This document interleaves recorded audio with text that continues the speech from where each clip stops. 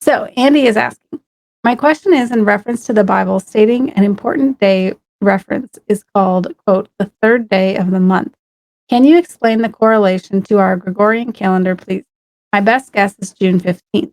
I may be wrong about this, for it was referenced at Mount Sinai when the Torah was given and not what we know as Rosh Hashanah or September. Thank you for your response.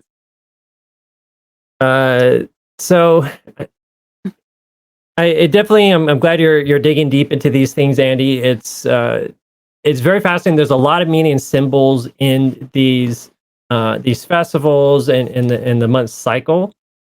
But it's important to bear in mind that the calendar we have today, the Gregorian calendar, as you mentioned, is totally different in many ways. I mean, the 7 days a week, that concept is the same, but the way the calendar is pegged is totally different.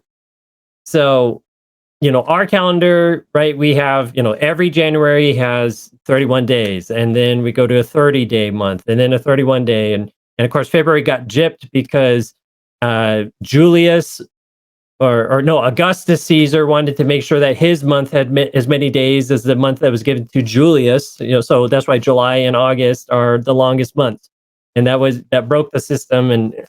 But this whole concept of, okay, this month has this many months and the next month has that many months, that comes from the Roman calendar system.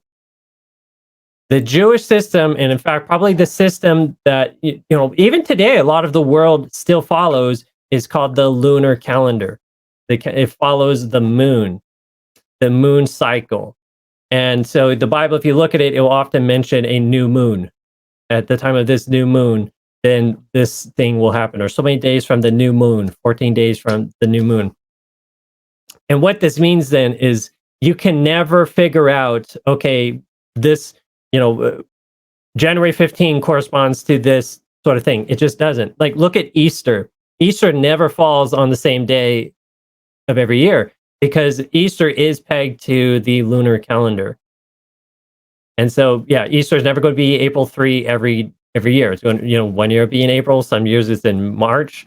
It can really swing. So don't get fixated on trying to correlate to our calendar. I mean, you could get general ranges, maybe within, a month or two, like I just mentioned, but you're not going to get it to pin to a specific date. That's not how God was operating.